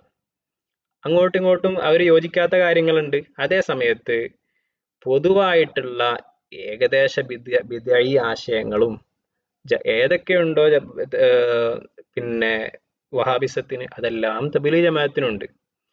അതുകൊണ്ട് തന്നെ തബ്ലീഗ് ജമാഅത്ത് എന്നുള്ളത് മാതുരീദി വിശ്വാസശാസ്ത്രത്തിൽ ഉറച്ചു നിൽക്കുന്ന സുന്നികൾ തന്നെയാണ് എന്ന് മനസ്സിലാക്കുകയേ ചെയ്യരുത്.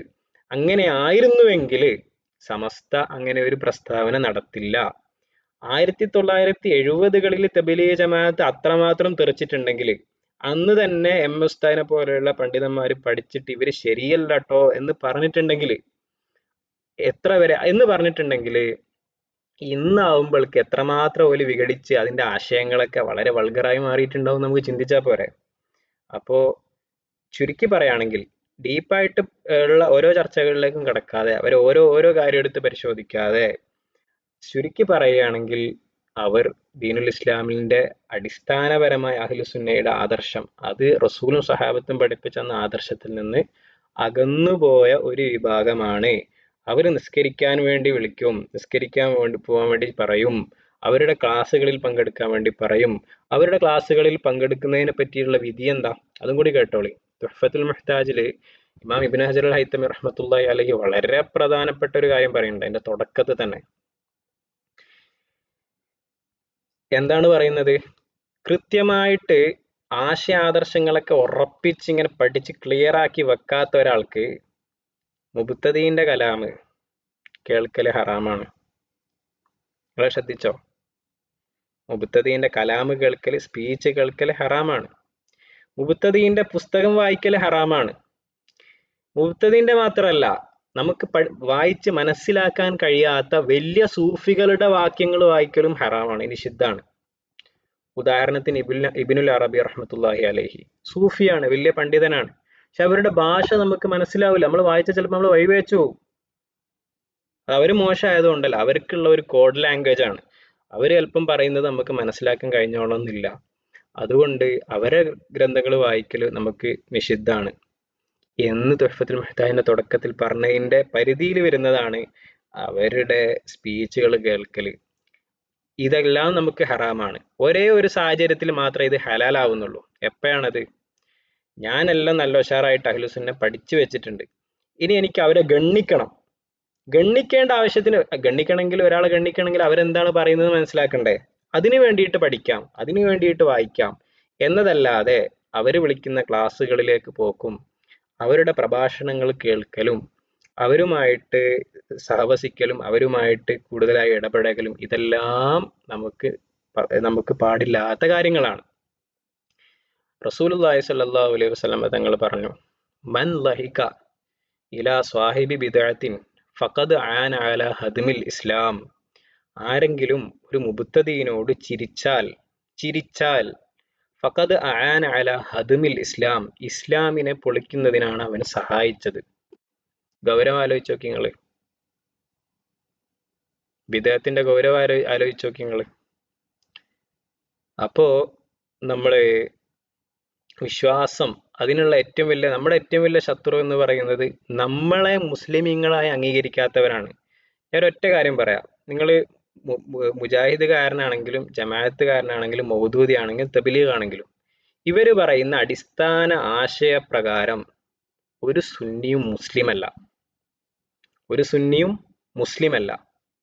കേരളത്തിൽ വഹാബികള്, കേരളത്തിലുള്ള മുസ്ലിമീങ്ങൾ, അതിൽ സുന്നികളായ മുസ്ലിമീങ്ങൾ, അവര് മുസ്ലിങ്ങളല്ല എന്ന് പരസ്യമായി പ്രസംഗിച്ചിട്ടുണ്ട്. പരസ്യമായി പ്രസംഗിച്ചിട്ടുണ്ട്. ഇതേ ആദർശം തലയിലേറ്റി നടക്കുന്നവരാണ് തബ്ലീഗ് ജമാഅത്തുകാരും. വളരെ ചെറിയ ചില വ്യത്യാസങ്ങളുള്ളൂ പരസ്പരം. അതേ ആശയം തന്നെയാണ് ഏകദേശം ജമാഅത്ത് ഇസ്ലാമിക്കും ഉള്ളത്. അതുകൊണ്ട് നമ്മുടെ ഐഡന്റിറ്റിയെ, നമ്മുടെ വിശ്വാസത്തെ ചോദ്യം ചെയ്യുന്നവരാണ് ബിദ്അത്തുകാർ എന്ന് പറയുന്നത്. എന്നെ മുസ്ലിമായി അംഗീകരിക്കാത്തവരാണ് മുബ്തദി, ബിദ്അത്തുകാരൻ. അതേസമയത്ത് ഇവിടെയുള്ള രാമനും രാമായണനൊക്കെ ഞാൻ മുസൽമാനാണ് എന്ന് അംഗീകരിക്കുന്നവരാണ്. അതുകൊണ്ട് നമുക്ക് അവരോട് ദേഷ്യമില്ല. അവർക്ക് വിശ്വസിക്കാം. ലാ ഇക്രാഹ ഫിദ്ദീൻ ഖദ് തബയ്യന റുശ്ദു മിനൽ ഗയ്, വിശുദ്ധ ഖുർആൻ പറഞ്ഞതാ. വിശ്വാസത്തിൽ ഒരാൾ നിർബന്ധിക്കാൻ പാടില്ല. അത് ഓരോരുത്തർ മനസ്സിലാക്കിയിട്ട് വേണമെങ്കിൽ വന്നാൽ മതി. ഒരു നിർബന്ധമില്ല. അതേ സമയത്ത് എന്നെ അവർ മുസ്ലിമായി അംഗീകരിക്കുന്നുണ്ടോ? ഓക്കെ, എന്നെ ആരാ മുസ്ലിമായി അംഗീകരിക്കാത്തത്? അവനാണ് എന്റെ ശത്രു. മുബ്തദി അതിൽ സുന്നിയുടെ ശത്രുവാണ്. മുബ്തദി സുന്നിയുടെ ചിരകാല ശത്രുവാണ്. അത് ഉമ്മത്തിന്റെ യോജിപ്പിന്റെ പ്രശ്നമല്ല, അങ്ങനത്തെ ഒരു പ്രശ്നമല്ല. അത് നമ്മുടെ അടിസ്ഥാനപരമായ നിലനിൽപ്പിനെ അംഗീകരിക്കാത്തവരാണ്. അപ്പോ മുസ്ലിങ്ങൾ എന്ന് പറയുന്ന ഈ ദായിറയിൽ അവർ നമ്മളെ ഉൾപ്പെടുത്തുന്നില്ല. അവരെ വിശ്വാസപ്രകാരം നമ്മൾ മുസ്ലിങ്ങളല്ല എന്ന് പറയുന്നവരാണ്. പിന്നെ പിന്നെ എങ്ങനെയാണ് നമുക്ക് അവരോട് യോജിക്കാൻ കഴിയുക എന്നതാണ് വളരെ പ്രസക്തമായ ഒരു ചോദ്യം എന്ന് പറയുന്നത്. അതുകൊണ്ട് നമ്മുടെ ജീവിതത്തിൽ എന്താ പറയാ, സുന്നികളല്ലാത്തവരുമായി ഇടപഴകുന്ന സാഹചര്യങ്ങൾ നമ്മൾ രൂപപ്പെടുത്തരുത്. അത്തരം ആളുകളോട് ഒരുമിച്ച് നടക്കരുത്. അത്തരം ആളുകളെ പ്രത്യേകിച്ച് നമ്മുടെ വീടുകളിൽ കയറ്റരുത്. നമ്മുടെ വീടുകളിൽ അവർ വരുന്നതോ അവരെ വീടുകളിൽ നമ്മൾ പോകുന്ന സാഹചര്യങ്ങളോ ഉണ്ടാവരുത്. കാരണം നമ്മൾക്ക് വിശ്വാസമാറ്റമൊന്നും വന്നിട്ടില്ലെങ്കിലും നമ്മുടെ കുടുംബത്തിലുള്ള പലരെയും അവർ സ്വാധീനിക്കാനുള്ള സാധ്യതയുണ്ട്. അത് പ്രകാരം നമുക്ക് വലിയ നാശം സംഭവിക്കാനുള്ള സാധ്യതയുണ്ട്. അല്ലാഹു സുബ്ഹാനഹു വ തആല നമ്മളെല്ലാവരും കാത്തുരക്ഷിക്കുമാറാവട്ടെ.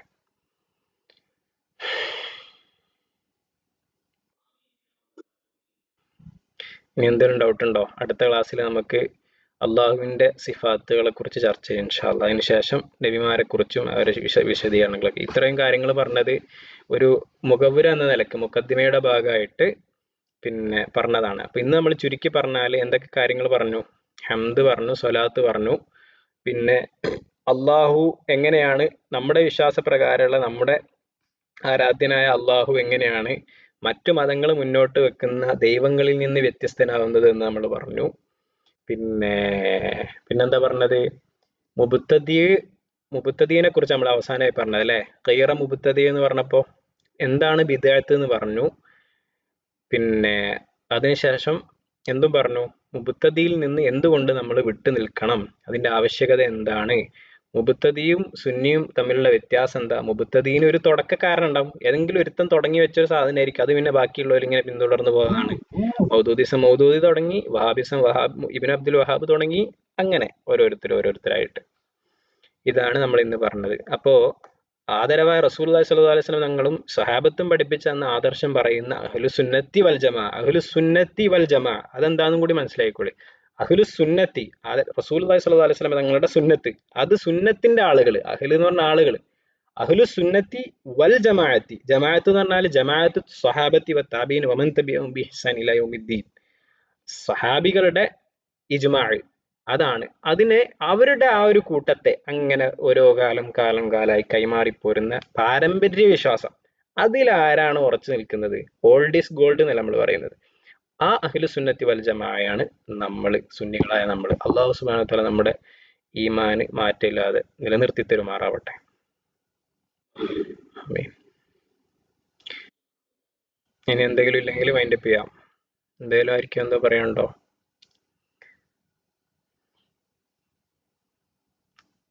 എന്തെങ്കിലും പറയാനുണ്ടോ? ഇല്ലാന്ന് തോന്നുന്നുണ്ട്. എന്നാ പിന്നെ സ്ഥലത്ത് അല്ല അല്ലേ? എന്തോ പറയണ്ടോ റസാക്ക? നിങ്ങളെ വോയിസ് ക്ലിയർ അല്ലല്ലോ.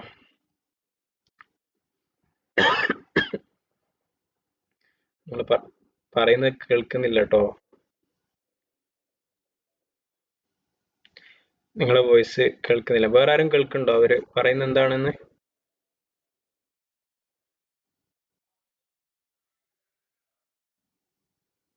ഏത് രണ്ടും? ഏത് രണ്ടും കേട്ടില്ല, ഒന്നുകൂടി പറയും.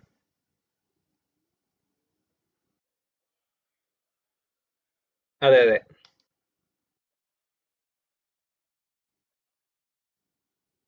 ആ ആ വഹായി എന്ന് പറയുന്ന ഒരു വിഭാഗത്തെ, ഞാൻ പറഞ്ഞുതരാം. വഹാബിസം അവരെ പറ്റിയാണ്. വഹാബികള് എന്ന് പറഞ്ഞാല് ഇബ്നു അബ്ദുൽ വഹാബ് പറഞ്ഞ ആശയം പിന്തുടരുന്ന ആളുകളാണ്. ഇബ്നു അബ്ദുൽ വഹാബിലേക്ക് ചേർത്തിട്ടാണ് വഹാബികൾ എന്ന് പറയുന്നത്. അവർ കേരളത്തിലെത്തിയപ്പോൾ ഒരു സംഘടന ഉണ്ടാക്കി. അതിന്റെ പേരാണ് കേരള നദുവത്തുൽ മുജാഹിദീൻ, KNM എന്ന് പറയുന്നത്. കേരള നദുവത്തുൽ മുജാഹിദീൻ.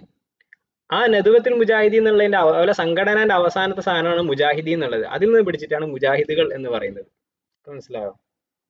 രണ്ടും ഒന്നന്നെ. വഹാബികളുടെ കേരളത്തിലുള്ള സംഘടനയുടെ പേരാണ് മുജാഹിദീൻ. ഉം അതാരാണ് എനിക്ക് അറിയില്ല കേട്ടോ. ഞാൻ ഇപ്പൊ കേൾക്കുന്ന വഹായി. നിങ്ങൾ ആരും കേട്ടിനോ വഹായികൾ എന്ന്?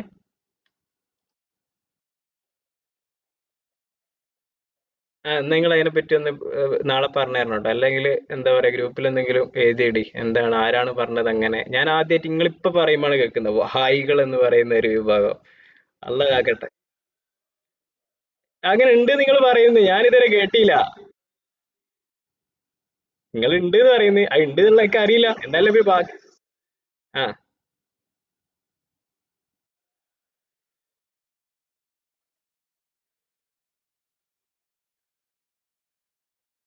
ആ ആ ആ മാഷാ അല്ലാ. ആ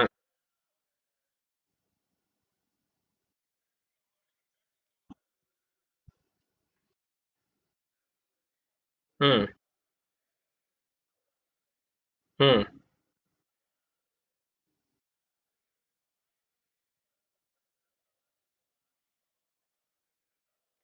അതെ. ഇതിനിപ്പോ ഈ ചോദ്യത്തിന് ഞാൻ ആൻസർ പറയണമെങ്കിൽ, വഹായി എന്ന് പറയുന്നത് എന്താണ് തിരിഞ്ഞാലല്ലേ അത് തന്നെയാണ് വഹാബി അല്ല എനിക്ക് പറയാൻ കഴിയുള്ളൂ.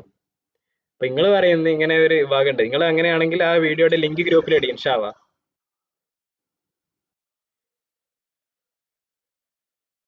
ആ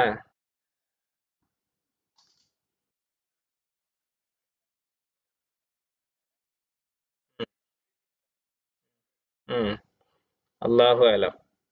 അങ്ങനെ അമേരിക്കയിലുള്ള ഖലീഫയാണെങ്കിൽ അതിപ്പോ കേരളത്തിലെ വഹാബിയൊക്കെ പോലെ വേറെ ലീഡേഴ്സ് ഇല്ലേ? ഇവിടെ സൗദിയിലെ ഓൽക്ക് വേറെ ലീഡേഴ്സ് ഉണ്ട്. അപ്പൊ രണ്ട് വഹാബി, നിങ്ങൾ പറയുന്ന വഹാബി ഒന്നായിക്കോളുന്നില്ല. ഒന്ന് ഇനി എന്താണ് അങ്ങനെ ഒരു സാധനം എന്ന് പറയുന്നത്, അതിനെപ്പറ്റി കൃത്യമായി എന്താണ് ആദ്യം മനസ്സിലാക്കണം. ഏഹ് എന്താണ് സംഗതി എന്നുള്ളത് ആദ്യം മനസ്സിലാക്കിയാൽ നമുക്ക് അതിനെപ്പറ്റി പറയാൻ കഴിയുള്ളൂ. ഷാവ എനിക്കിപ്പോ ഓക്കെ ചോദിച്ചോളെ. ആ പറ്റൂ. ഷാ. ഓ ഓ ആയിക്കോട്ടെ ആയിക്കോട്ടെ. ഓ ഓക്കെ ഓക്കെ ഓക്കെ ഇൻഷാ അള്ളാ. ആ ചോദിച്ചോളി, ചോദിച്ചോളി. സൗദികളൊക്കെ വഹാബികളല്ല, സൗദിയിൽ സുന്നികളുണ്ട്.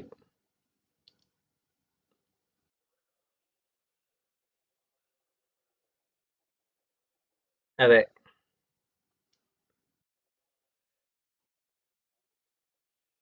ഉം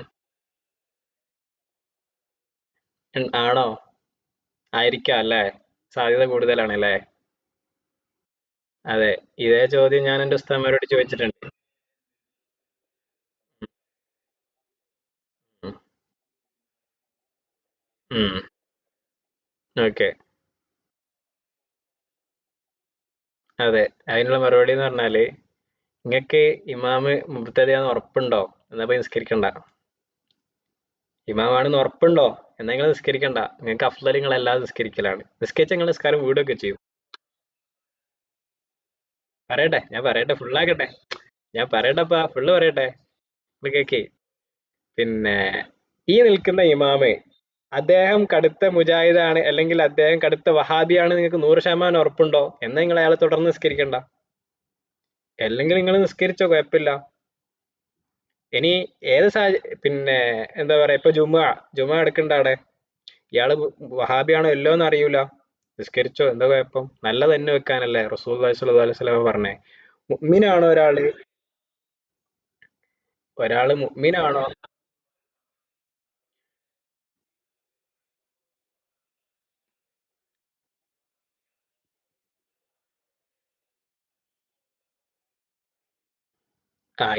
ആയിക്കോട്ടെ.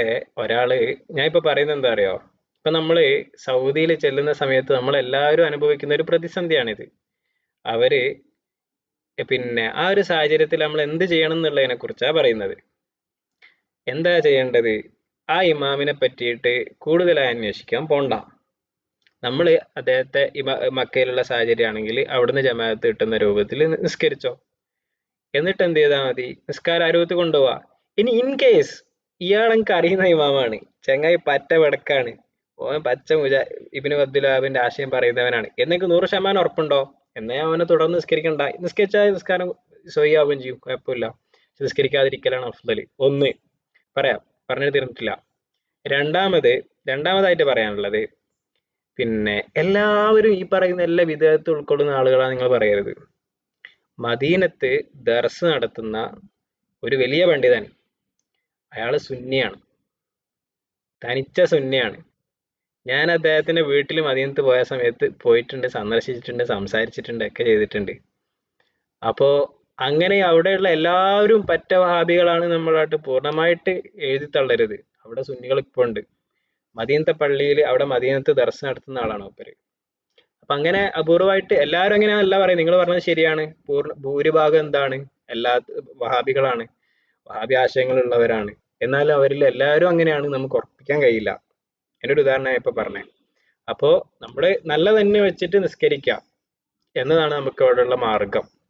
അല്ലെങ്കിൽ നിങ്ങൾക്ക് വേറെ കുറച്ച് ഉസ്താമാർ ആരെങ്കിലൊക്കെ ഉണ്ടോ ഒരുമിച്ച്, നിങ്ങൾ വേറെ ജമാഅത്ത് നടത്തിക്കോ, നിങ്ങൾക്ക് ഒരു പ്രശ്നം ഉണ്ടെങ്കിൽ, തോന്നുന്നുണ്ടെങ്കിൽ, എന്നതാണ് നമ്മൾ അവിടെ പൊതുവെ പറഞ്ഞു കൊടുക്കല്. പൊതുവെ ഇന്ന് അവസാനിപ്പിക്കാൻ തോന്നുന്നുണ്ടല്ലേ? ബാക്കി നമുക്ക് ആ ആ ഇത് അവസാനത്തെ ചോദ്യം കേട്ടോ. ഇൻഷാ ആ ആ ആ ഉം.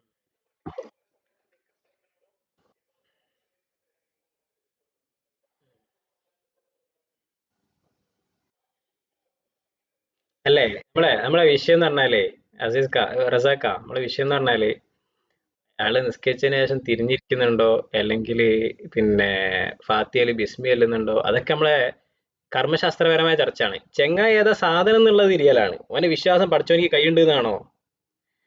ഓന്റെ വിശ്വാസം നമ്മളൊക്കെ കാഫിര്യങ്ങളാണ് എന്നുള്ളതാണോ? അല്ല, അതെ, മനസ്സിലാവുന്നില്ല. മനസ്സിലാവാത്ത സാഹചര്യത്തിൽ നമ്മൾ നല്ല വിശ്വാസം വെക്കണം. നമ്മള് റസൂല പറഞ്ഞെന്താ? ദുന്നൂബിൽ മുഅ്മിനീന ഖൈറ. ഈ ഹദീസ് കേട്ടോളി. ഖാല റസൂലുള്ളാഹി സ്വല്ലല്ലാഹു അലൈഹി വസല്ലം ദുന്നു ബിൽ മുഅ്മിനീന ഖൈറ. ഒരാൾ മുഅ്മിനാണ് എന്നാണ് പറയുന്നത്, എന്നാൽ നിങ്ങൾ നല്ലത് വിചാരിച്ചോളി. ഒരു സംഭവം പറഞ്ഞുകൊണ്ട് ഈ ക്ലാസ് നമുക്ക് അവസാനിപ്പിക്കാം. ഒരു ചെറിയൊരു സംഭവം. ഒരു സഹാബി യുദ്ധത്തിൽ പോയ സമയത്ത് പിന്നെ ഒരു ചെങ്ങായിനെ കൊല്ലാൻ വേണ്ടി ഇങ്ങനെ വാളൂങ്ങിയ സമയത്ത് അവൻ പറഞ്ഞ് ലാ ഇലാഹ ഇല്ലല്ലാ, ഞാൻ വിശ്വാസിയാണെന്ന് പറഞ്ഞു. മുഅ്മിനായ പിന്നെ കൊല്ലാൻ പറ്റുമോ? പറ്റൂലാലോ. അപ്പൊ ഈ സഹാബി എന്ന് മനസ്സിലാക്കി എന്ന് പറഞ്ഞാൽ ഈ ചെങ്ങായി രക്ഷപ്പെടാൻ വേണ്ടി പറഞ്ഞാണ്, ശരിക്കും മുഅ്മിനൊന്നല്ല, ഒരൊറ്റ വെട്ടം കൊടുത്ത് അവനെ കൊന്ന്. കേസ് വന്നു റസൂലുള്ളാഹി സ്വല്ലല്ലാഹു അലൈഹി വസല്ലം ഞങ്ങളുടെ അടുത്തേക്ക്. അപ്പൊ ചോദ്യം, എല്ലാ പിന്നെ അപ്പൊ ഇയാള് പറഞ്ഞു, അയാള് നബിയെ സംഗതി എന്താന്ന് വെച്ചാല് രക്ഷപ്പെടാൻ വേണ്ടി മുഅ്മിനായത്, അല്ലാതെ ശരിക്കും മുഅ്മിനൊന്നല്ല. അവസാനിപ്പിക്കാൻ പോകട്ടെ, ഒരു മിനിറ്റിനുള്ളിൽ അവസാനിപ്പിക്കൂ. അയാള് രക്ഷപ്പെടാൻ വേണ്ടി പറഞ്ഞതാണ് എന്ന് പറഞ്ഞു. അപ്പൊ റസൂലുള്ളാഹി സ്വല്ലല്ലാഹു അലൈഹി വസല്ലം ചോദിച്ച ചോദ്യം, അലാ ശക്കക്കുത്ത കൽബഹു, അലാ ശക്കക്കുത്ത കൽബഹു, അവന്റെ കൽബ് എനിക്ക് എന്നാ തുറന്നു നോക്കിക്കൂടായിരുന്നോ? എന്തിനാ വേണ്ടതാ പണിയെടുക്കുന്നേ? ലാഹിറായിട്ട് മുഅ്മിനാണോ? എന്നാ പിന്നെ അവിടെ കൂടുതൽ ചികഞ്ഞ് അന്വേഷിക്കാനേ പോകരുത്. മുഅ്മിനീങ്ങളെ കുറിച്ചോ നല്ലത് വിചാരിക്കണം. അങ്ങനെ നല്ലത് വിചാരിച്ചിട്ട് നമുക്ക് തെറ്റാണെന്ന് ഉറപ്പില്ലാത്ത സാഹചര്യങ്ങളിൽ നമ്മൾ അഡ്ജസ്റ്റ് ചെയ്ത് പോകേണ്ടി വരും. അങ്ങനത്തെ ചില സാഹചര്യങ്ങളിൽ അത് രണ്ട് ഹറമേനി ആയതുകൊണ്ട് മാത്രമാണ് നമ്മൾ അവിടെ പറയുന്നത്. അല്ലെ നാട്ടിലുള്ള എല്ലാ മുജാഹിദും ഉള്ളത് അതുപോലെയാണ് നമ്മൾ മനസ്സിലാക്കരുത്. എന്നാ ഇൻഷാ അല്ലാഹ് നമുക്ക് അവസാനിപ്പിക്കാൻ തോന്നുന്നുണ്ട്. അല്ലേ? ഇൻഷാ അള്ളാ. എനിക്ക് രാവിലെ വരെ നിങ്ങളോട് ഇരിക്കുന്നുണ്ട്, ഒരു ബുദ്ധിമുട്ടില്ല കേട്ടോ. പക്ഷെ ക്ലാസ്സിന്റെ ഒരു സമയം എന്ന് പറയുന്നത് എല്ലാവർക്കും ഒരുപോലെ നടന്നോളണമെന്നില്ല. അതുകൊണ്ടാണ്. അള്ളാഹു സുബ്ഹാനഹു വ തആല നമ്മൾ പറഞ്ഞതും കേട്ടതല്ല സാലിഹായ അമലായി സ്വീകരിക്കട്ടെ. എന്ത് ഡൗട്ട് ഉണ്ടെങ്കിൽ ഇതുപോലെ നിങ്ങൾ ചോദിക്കണം ഇൻഷാ അള്ളാ. വസല്ലല്ലാഹു അലാ സയ്യിദിനാ മുഹമ്മദിൻ വആലിഹി വസഹ്ബിഹി അജ്മഈൻ. സല്ലല്ലാഹു അലാ മുഹമ്മദ് സല്ലല്ലാഹു അലൈഹി വസല്ലം. സല്ലല്ലാഹു അലാ സയ്യിദിനാ മുഹമ്മദ് സല്ലല്ലാഹു അലൈഹി വസല്ലം. അല്ലാഹുമ്മ സ്വല്ലി അലാ മുഹമ്മദ് യാ റബ്ബി സ്വല്ലി അലൈഹി വസല്ലം.